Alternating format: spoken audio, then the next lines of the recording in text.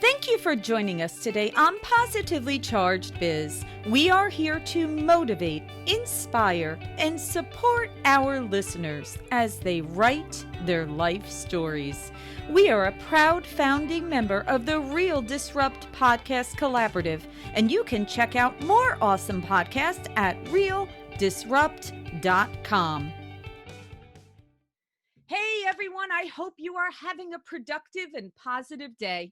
I'm Laura Brandeo, and on today's show, we have someone I know you are not only going to be inspired by, but he is going to teach you some valuable marketing and business insights. So let's get to know Evan Knox. He is the founder of Caffeine Marketing and a small business investor. Caffeine Marketing makes profitable marketing easy for small companies. And as an investor, Evan helps small companies double and sometimes even triple their bottom line. We are very excited to have you with us, Evan, on Positively Charged. And we like to start at the beginning. So please tell us, how did Caffeine Marketing start? What was that pivotal moment when you decided to execute your plan? Well, Laura, thanks so much for having me on the podcast. I really appreciate it. I think it all has to go back to me and my grandfather. So my dad was an entrepreneur, my grandfather was an entrepreneur, my great-grandfather was an entrepreneur, or a business owner in some capacity. So I grew up in that space, and I remember my grandfather owned a jewelry store. So rings, necklaces, engagement rings, all that stuff. And I would come to work with him on the weekends. So I'd come in, and he had a degree in marketing from Georgia State. And he was so proud of that. He would always walk me through exactly what he was doing. We'd be creating an ad in the Atlanta Symphony. He'd be like, hey, most people do it wrong, whatever. So that was kind of like where I fell in love with the entrepreneurial business space, and specifically marketing. Now, fast forward to about 4.5 years ago, I had a role that was marketing, or most of it was marketing. And then my dad had passed away in that season. I was working in a nonprofit in Charlotte, and my wife and I decided, you know what, I think it's probably best for us to move back down to Atlanta. And so we moved down to Atlanta, and I was thinking, you know what, my grandfather's about to retire. My dad is no longer with us. So I can't help them necessarily, but I can help other small business owners and entrepreneurs like them. And so that's why I decided to start Caffeine Marketing. Oh, that's awesome. And I love that. You know, when you think about any successful business, it starts with the entrepreneur, the people at the top having a passion for it, right? That's where it always starts. So Yeah. another question I have to ask is Caffeine Marketing, the name. Tell us about where that came from, because I absolutely love the name. Well, truth be told, caffeine started under a different brand name, and then I immediately did not love it. So I was like, I started a company. I needed something to get the ball rolling, and eventually, I'm sitting there for 4 or 5 months trying to come up with the best name possible. And it occurs to me as I'm having my morning coffee, just sitting there pondering what I should do with my future of my company. I was like, oh my gosh, man, entrepreneurs and business owners and business leaders, they all drink, not all, most of them drink coffee or tea of some sort, and they're always going, and they're hardworking. I think it's the grit and hard work and the culture that I think I really tried to capture in the Caffeine Marketing name. I think that's awesome. That's great. And I will tell you, it's even yesterday, I was having a conversation with a girl that runs an event planning company. And I was telling her that I was having you on the show today. And I told her the name of your company. And she's like, that is an excellent name. She's like, I have to actually check that out. She's like, that's a company that I would think, okay, it's intense. It's charged. It's, it's uplifting, so I want to work with Caffeine Marketing. Okay. So I love that. You're working with small businesses. Okay. Yeah. Give me an idea of what types of businesses, or does it not matter? Does it essentially not even make a difference of what kind of business? Yeah, so maybe I'll mention a little bit about our approach in that what's unique there. We use a 7-part framework called Story Brand. It's by a guy named Donald Miller. I'm a Story Brand certified guide. So what's unique about the way that we approach marketing is both that we use a story method in creating the messaging, and then we at Caffeine also try to deliver on this brand promise of making marketing profitable for these small companies. Okay. So we start with the strategy first approach, and then we'll execute from there. But the actual type of company is a great question. Generally, we try to serve companies that are doing less than $25 million a year. At some point above 500 million, our team doesn't have the capacity to serve them that well. But I just like it connects to my heart and my mission to help small business owners and entrepreneurs. And so that's kind of why we picked that space. So what type of company? A smaller company in the B2B space and the Okay. B2C space. So, it could be a service base or e-commerce. It doesn't really matter because we have experience in both of those. Okay. So tell me about building a story and a brand. Like, kind of back me into this. Tell me about the 7 steps. Tell me how, you first meet this client, they're interested in using your services. They're like, I need help. I need to know how to market to my potential customers and to stay in touch with my current customers. How do you evaluate that? How do you dive in to understand the best way to position them? Yeah, Laura, we were talking earlier, or everybody else, me and Laura were talking earlier, and we were thinking, all right, how do we differentiate for the people in the mortgage industry? And I think if you can get your messaging just right, I think that's where you're going to cut through the noise. And where most people make a mistake in their messaging is that they play the hero of their own marketing story. When in reality, people who are wanting to, that are potential clients or customers, what they're actually looking for is they're looking for a guide, not another hero. Because every day we wake up and really we're the hero of our own narrative. And so we don't walk around looking for another hero. We look around looking for a guide that will ultimately help us win the day. And in the mortgage industry, that could be getting the home of our dreams, financing it on the right terms for us, et cetera, et cetera. But we have to first start by realizing there's a shift. It's not about us. It's about our customers and clients. And then ultimately from there, if we fast forward all the way through the story, we have to paint a picture of success and failure so that people understand what the stakes are with working with us and also not working with us. Right. Okay, I got it. All right. So let's back up to that. Let's kind of go through a couple of things that you said. All right. Okay. So I've heard many times people want to connect on a personal level. People want authenticity. They want to be relatable, right? They want to be able to say, I want to do business with Evan because I'm connected with Evan. I trust him. I know him. I like him. I feel good about his messaging and I want to do business with him. Okay. So do you recommend that? Like if I was a loan officer and okay, I'm in Atlanta, Georgia, and I want to give the message of I can guide you through the purchase of your first home. I can guide you through analyzing your debt to see if maybe we can pay off some credit cards and maybe we can consolidate some student loans to be able to save you some money, or I can lower your interest rate and be able to get that payment down. I mean, how do I approach it? Like, what do you think is the best way to approach it? Is it showing a little piece of yourself, meaning, to show that listen, I'm from Atlanta, you're from Atlanta, we're in this together, we're in this community, and I'm going to help you? Or is it maybe not that approach? Is it more of, okay, let me show you my company. I'm going to show you my company. I'm not going to show you me personally. Is it a combination? Like, what do you think? So I think first off, there's this guy, he talks about, I don't know if it's Seth Godin. I think Seth Godin actually quotes a different guy when he says this, but people don't buy a half-inch drill bit. They buy a Okay. half-inch hole. Ultimately, what they're looking for is not an actual drill bit. They're looking for a hole to install the cabinet in their house that they just bought. Got it. But if you play that through, they're not even looking for a hole. They're actually looking for peace of mind, security. They're looking for an aspirational identity of loving that they did it themselves, and also that having a home that they really love, and Well, they it's want to show the end friends. picture, right? You're Absolutely. picturing you and your wife and the dog and the little kid in the house, right? You're picturing that, right? Absolutely. And I think you have to understand that, because if you start talking technical loan jargon to people, they'll tune out immediately, because what we all have is the curse of knowledge about what we're really good at. So if I'm trying to I'm trying to talk about marketing stuff, I have to know that I have to speak at a level that is not a 9 or a 10 expert level. Now I might be able to do that and we could have a bunch of marketers around and talk shop all day, use a bunch of marketing terms. But if I'm trying to sell something or I'm trying to communicate to a potential customer or client, I actually need to take that 9 or 10 and take it not all the way down to a 5 or 6, because that's mostly where we think we're kind of quote dumbing it down. We actually needed to take it down to like a 1 or a 2, because that's Wow. where people make buying decisions at, is at 1 or 2. And especially if they're looking at your website or they're reading your marketing materials, if they're scanning it. I mean, Yeah. they need to be able to, it needs to pick it up really clear. and they need to know what you're offering and how it's making their life better.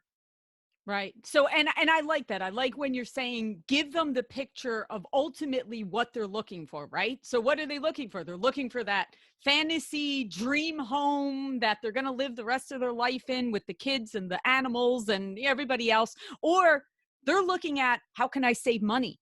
Or how do I put money in my pocket, right? I need to take some cash out to be able to take care of things. So, okay. So going back to, is it personal? Do you need to focus on the personal level to be able to connect in your marketing when it's business to consumer? Yeah, maybe it's helpful for us to talk about how to play the guide, because Okay. I really do believe that, the personal connection and selling, once you've built that rapport, obviously that is super important. What I wanted to do is I wanted to make a distinction. We talked about a little bit about like vulnerability, and feeling very approachable or whatever. What you don't want to do is you don't want to undermine your authority by saying that you're struggling with something Right. that you should be an expert at. So, as a marketing guy, I don't need to say, "Oh my gosh, marketing can be so hard." I know, I get it, because at that point you go, "Well, can you even help me?" That's just weird. But if I said something to the fact of like, man, I got a 9-month-old, I'm trying to work from home. Mm-hmm. My wife's doing most of the work, truth be told, but I got to hop in every now and then, and that's kind of hard. I can be vulnerable in that regard and talk about myself, but I can't necessarily undermine my marketing credibility per se. And the way that we establish ourselves as a guide is we come in with empathy and authority. So if you're a loan officer, mortgage industry, you need to say, hey, I was through this process. The first time I went through this, it was very intimidating. It was a lot of jargon I didn't understand. I was really nervous and I was looking at a bunch of paperwork. I'm going to make it really simple for you. I've done this over 1,000 times. I've had 100 people get to the home of their dreams, to pay off mortgage, to refinance, whatever that is, right? But you come in with empathy. Hey, I get it. I've been there before, but really I've done this hundreds of times now, and I'm able to help you win the day here. I think that's very smart. I really do. I agree with you 1,000%. That is definitely the best approach to that. So let's speak about how people are marketed to now. Okay. So listen, I think we all can agree during this pandemic and quarantine and everything else, people have been consuming content more than ever, right? I mean, people are just out there on social. They're consuming video and audio and podcasts and everything they get their hands on to listen to and be inspired by. And it's a great time to market to people. I mean, 100%, if you're not marketing during this time, you missed it. I mean, this is the time to do it.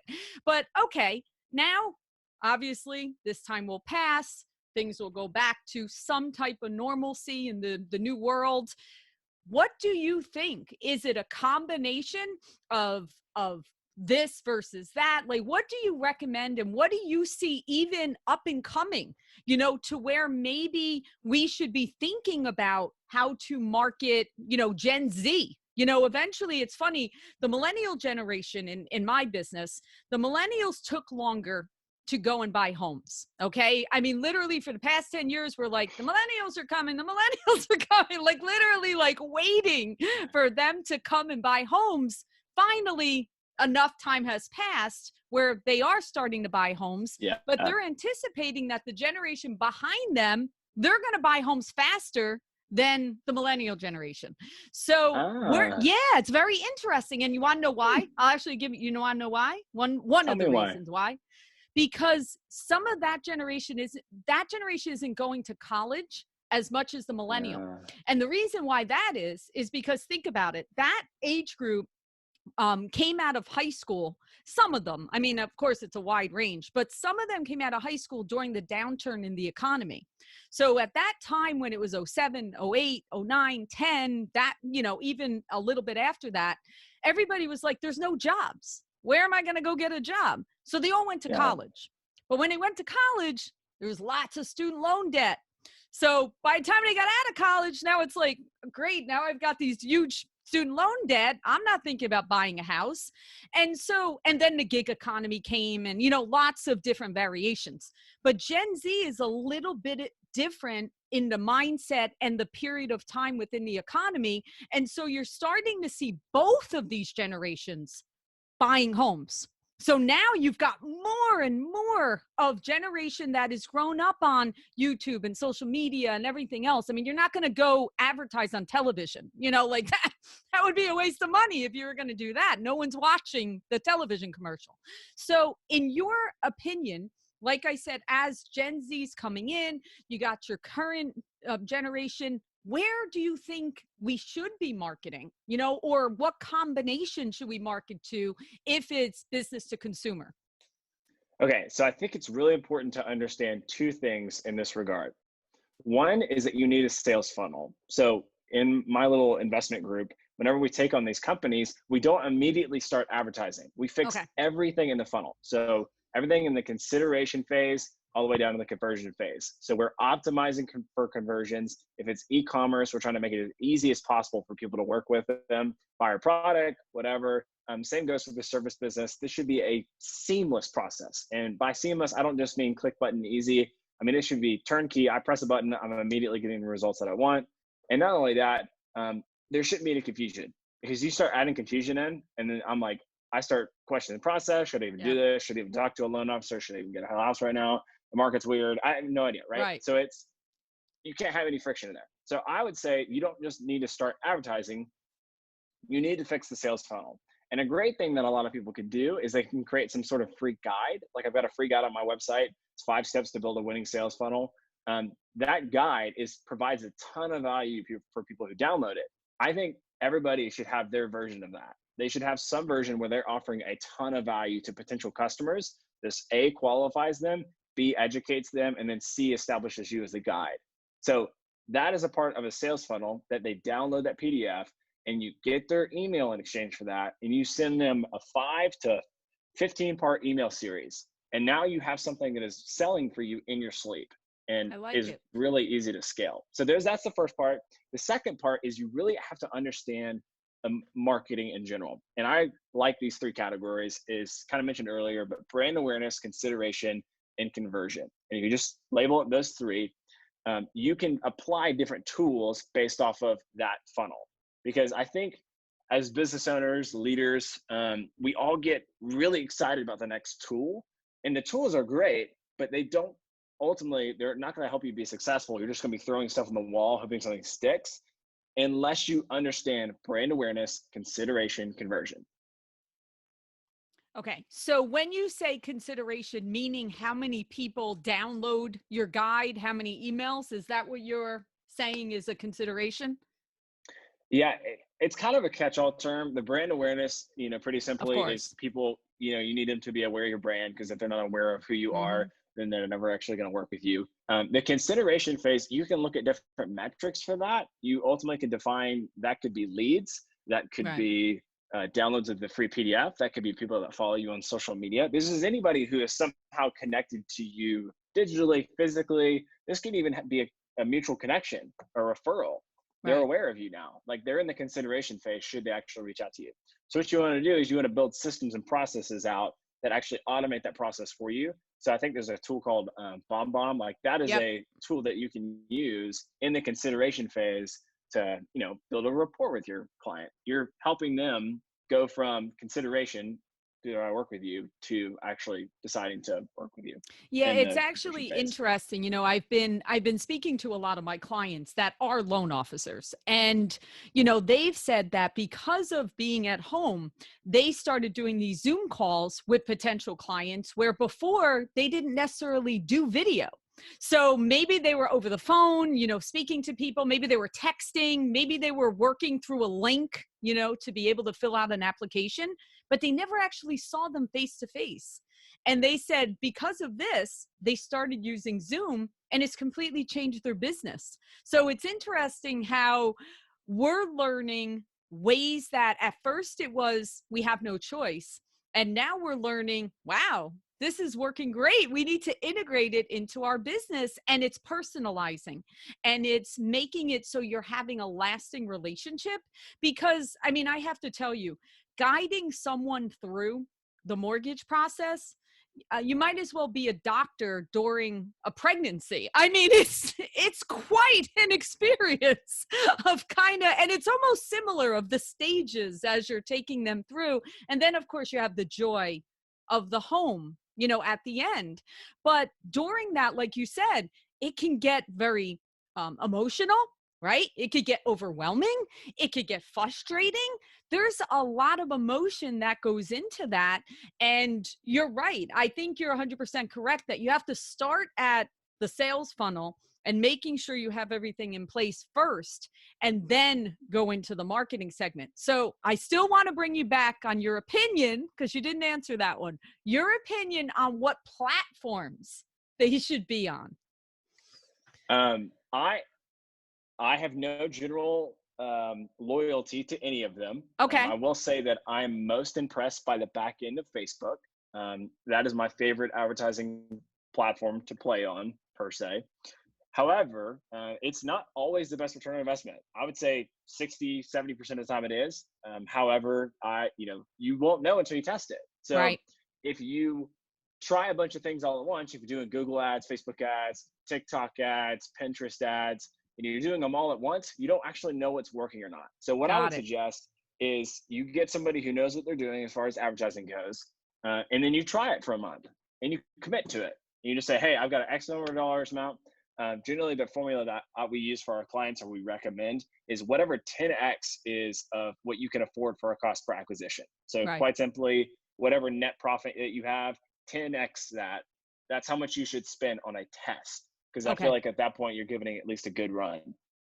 So which one's my favorite? I think TikTok is interesting. It's probably where I would say a lot of millennials too are on TikTok right now, especially with the pandemic. So and it's interesting because, we had Gary V at one of our conferences last year, October, at a big mortgage conference. And that's all he spoke about was TikTok, and he went out there and he, was a commercial for TikTok. And I will tell you, we have a lot of loan officers that definitely jumped on board and they went into that space and they're doing well. They're doing well. And honestly, why they're doing well in that space? Because there's not a lot of mortgage people in the space. So they're kind of separating themselves and they figured it out, and that's great. That's wonderful. But again, I guess it depends on your market, right? But I agree with you. I think that's very smart advice of don't go across the board and start advertising everywhere and you're not monitoring it and you're not really judging and watching your conversion and being able to handle it. You have to make sure right now in our business, the rates are very, very record low interest rates. So there's lots of opportunity to help families. Well, with that, you don't want to get in more than you can handle. And then what do? What happens at that point? So absolutely. I have another question for you. Okay. How do you handle negative reviews if you get negative reviews on your social? How do you handle that? I feel like empathy is always the key. I feel like empathy is a key to good leadership. I feel like empathy is a good, thing to do as a business leader. And I think it's a great way to approach these reviews. I think if we come into them, thinking this is ridiculous, I have to just get this off as soon as possible, I don't know that we're going to learn anything. So if you have a bad review, and I'm talking like an actual legitimate review, I would respond to them and I would try to be very gracious. Some of our companies will in the actual product space, we'll give a full refund and a coupon. I mean, we are there to make them happy. And I think that people expect that these days. So I think they are expecting something when they leave that sort of review. But that's the rational people. Those are rational human beings. Right. There's the other side. They're kind of what we would call trolls. Those people, I do everything I could to report it, get everybody else on your team, everybody else to report it, because that stuff is ultimately going to drag you down. It's not helpful. And the people who are just scanning the 4 out of 5 reviews or whatever that is, that might throw them off. So, but I do think the best way to respond is with empathy and owning everything that you can, even if that's just, it's almost like a marriage, hey, I'm really sorry that I made you feel that way. Right. As much as you can own there, I think the better off you'll be. And you might be surprised. They might come back and you really, your most loyal referrals. Absolutely. Well, I totally agree. You have to address them and you have to be open for that conversation. Okay. So what do you think is the most practical way to grow your influence out there? I would say the easiest way. Now let's do two perspectives here. Let's Okay. talk about one as part of a bigger team. So like let's say somebody's on a bigger team, they're in a workplace, they're not necessarily the business owner. I feel like the easiest way for them to gain influence, besides just being faithful with their job, is to clarify something that is confusing to most people on their team. So like if you bring clarity to a situation, you're now seen as the guide, kind of like we were talking about Right. earlier, and people will ultimately give you more influence because you're coming to them, or you're coming into a situation where most people can't even put words to what's going on really, and you're able to articulate it and then provide a solution. You're going to win a lot of influence that way. So that's the in the workplace culture Right. side. And then there's the outside. I think the easiest way to win influence with the outside world or as a personal brand really is the empathy thing again. Because if I can empathize with the single dad out there, the single Mhm. mom, or whoever that is who's going through this process in my specific niche, I can then tailor quote content, whatever I'm saying or speaking or putting out there, to them. And ultimately they're going to listen. And if I'm doing a good job by articulating myself and actually doing things that are doing the hard work, is the guy I watch. I don't know, this might be a hot topic on the mortgage industry here, but his name's Graham Stevens. I think he does like some real estate stuff.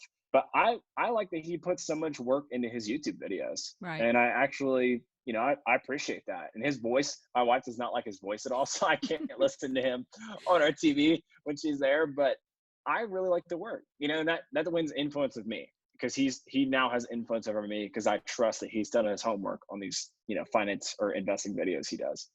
Cool. I like that. And actually, that brings me to another point. So, do you recommend, like, if you're putting out content, do you recommend that you kind of like, one day it might be a link, for some information, and another day it could be a video, and the other next day it could be a quote, or the next day, like, do you recommend that you change it up like that? And listen, going back to Gary Vee again, I think he was recommending people are supposed to post like 5 times a day or something. It's like really a lot of content. I mean, what have you seen in your experience in terms of, is it overwhelming of enough already? Like, too much? Or do you think you should do that? So that's an interesting question. And I kind of go back, I'll make this helpful. So whenever we're working with a potential client, we're in having that first strategy session where we're saying, hey, here's what we think we're going to be the things that are going to grow your company the quickest. And this is what's going to get you the greatest return on investment. In that conversation, I almost never, at least the last like year and a half, 2 years, do I say, all right, we're going to run your social media for you. Right. Now, do we offer that service? We do, but I refuse to quote sell that as a service on its own, because it's really hard to see a return on investment from that. Now, do I believe that that's important? I do, but I don't think that it's as important right now as it used to be 5 years ago. The opportunity to gain a large following on Twitter or Instagram or Facebook is kind of gone. It's not saying it can't be done, but it's going to be done with a lot of sweat, hard work, listening to those people putting a lot of hard work in. Same with YouTube. Hmm. So I don't put that much emphasis on what we would call organic social media. I think that you have to have a presence. I feel like branding and aesthetics is the most important, but also frequency. If you post twice a week, I think you're probably okay. All right, I like that. And I'm glad that you shared that. And it's like, like at what point should definitely have a presence. You have to have a presence, you have to be out there. Yeah. But sometimes it's a little overwhelming. So I think that's right. Now, what is Caffeine Labs? What's that? Yeah. So, we've been, I would say super fortunate. I think that's the right word. For the past 3 years, we've been able to double our bottom line revenue every single year for the last Awesome. 3 years, which has been super cool. And basically, in Caffeine Labs, it's my education form of teaching people exactly how I did that and how they Okay. can apply that to their business. And it breaks it down into categories of self, leadership, and business. So, hyper optimizing those three things is the thing that I think ultimately got us to the place where we are today. Okay, that's awesome. Now, it also says you are an investor. So explain to me how you're combining marketing with being an investor. Yeah, thankfully, I'm part of a really awesome group of these other private equity guys who have small business Yep. experience. And my job, okay, so I'll give you these guys' names for an example. So Ian, he's kind of the older guy in our group. He's has made exits of like $25 million and more.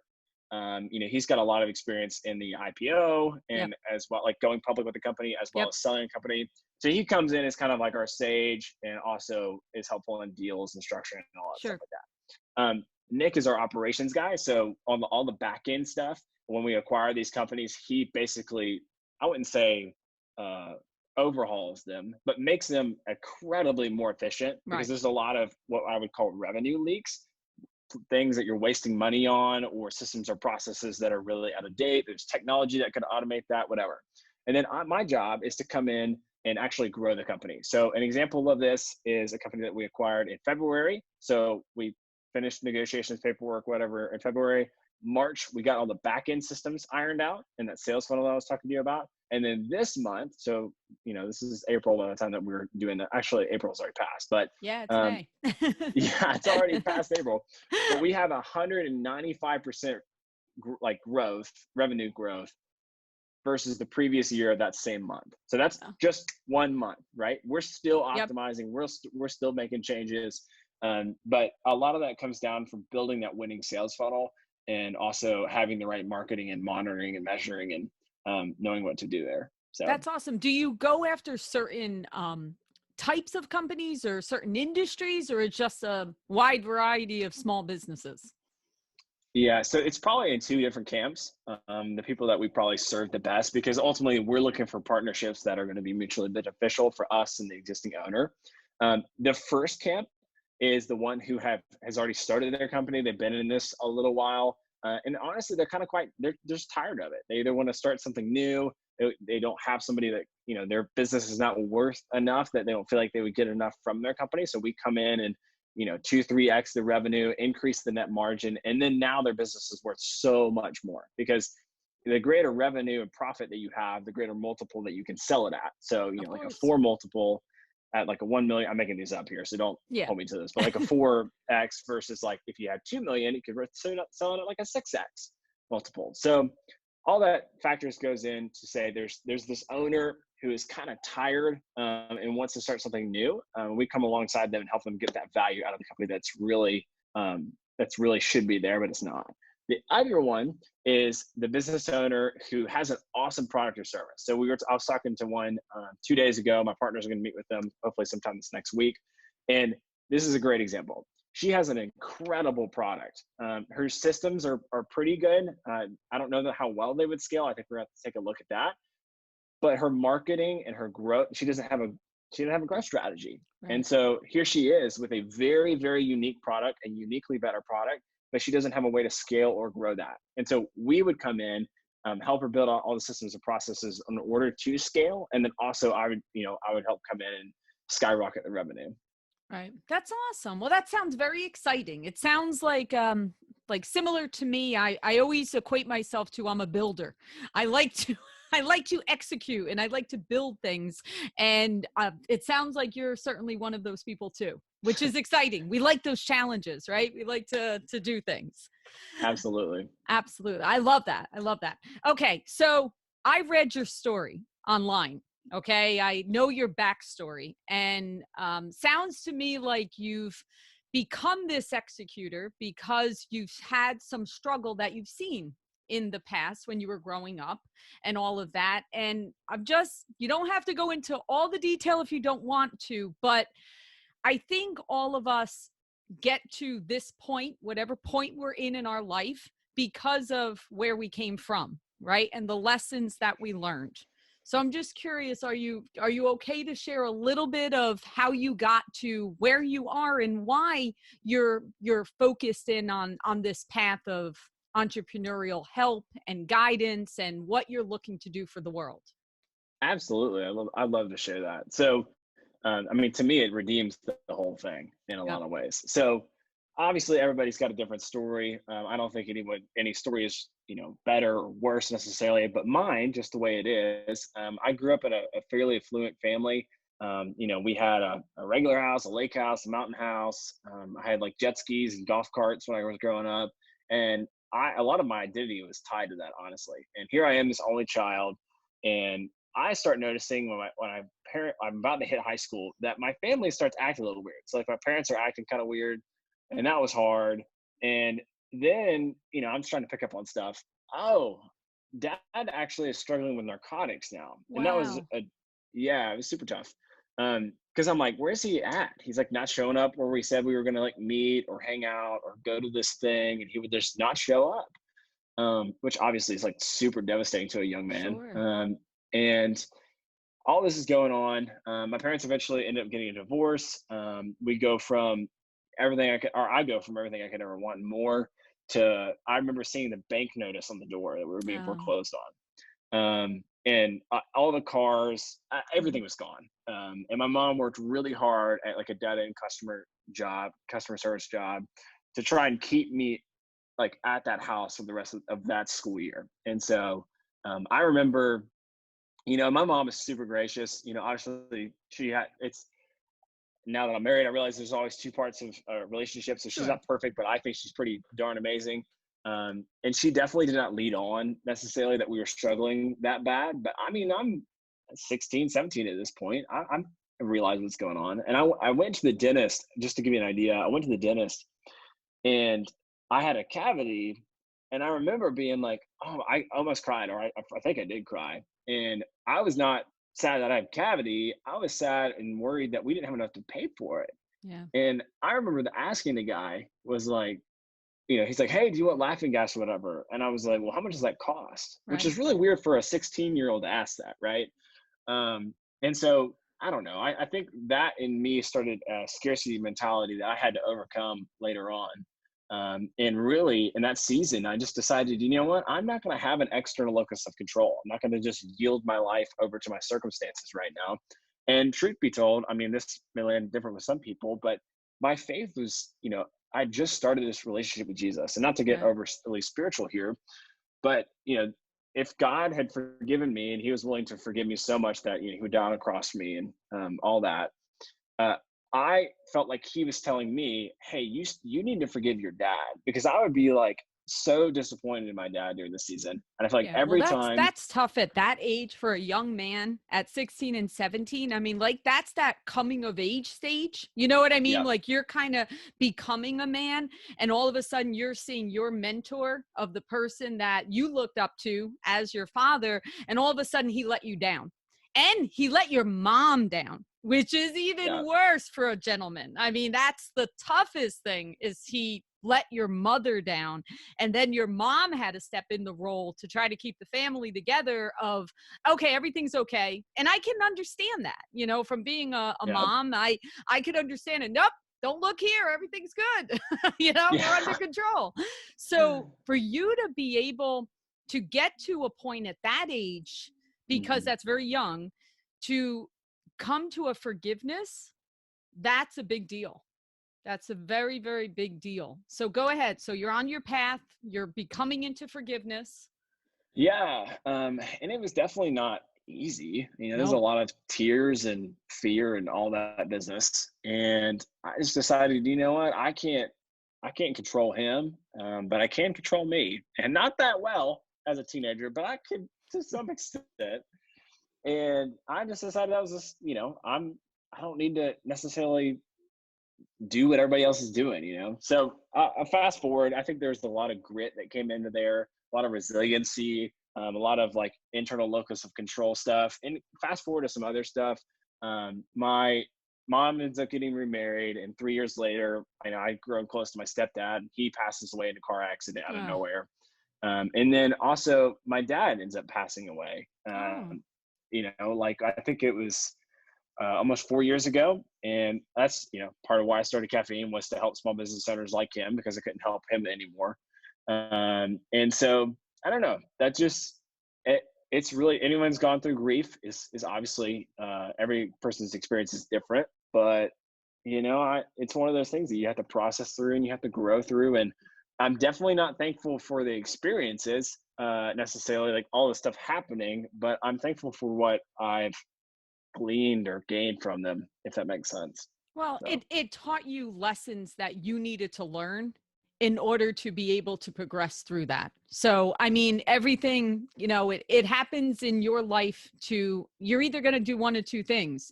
You're either going to hold on to it and try to live in the past, or you're going to learn from it and move into the future. And obviously you've moved into the future. So that's wonderful. And you certainly are taking the gift. You're very educated on marketing and sales funnels and all of that. So I highly would tell everybody out there to check Evan Knox out, because he certainly knows what he's speaking about, and he's very, very educated on his topic, and I highly recommend that everybody check him out. So Evan, on that note, how do people find you? How do people connect with you? How can we learn more? Yeah, so the easiest way is going to be to go on to caffeine.marketing, no .com, just caffeine.marketing, or evanknox.com. And on both of those websites, I've got a free guide on how to build a winning sales funnel, like I mentioned earlier. And honestly, it's like Legos. It is so easy. It's a checklist. It's going to tell you exactly what to do. It's also going to point out holes in your website and your existing marketing funnel that need fixing. And a lot of it you could do yourself. So I highly encourage you to check both those out, and you can always reach out to me on there as well. Awesome. Well, this has been great. We truly appreciate you joining us. It's been awesome, and all the best to you and your family. Yeah. Thanks so much, Laura. Thanks for having me. Take care. Thank you for joining us for another episode of Positively Charged Biz. I'm Tonda Hall. And I'm Laura Brandeo. We are here to motivate, inspire, and support our listeners as they write their life stories. Stay inspired. If you have an inspiring story, please reach out to us at inspired@positivelycharged.biz, and connect to us on Facebook at Positively Charged, and follow us on Twitter at BIZCharged, at BIZCHARGED.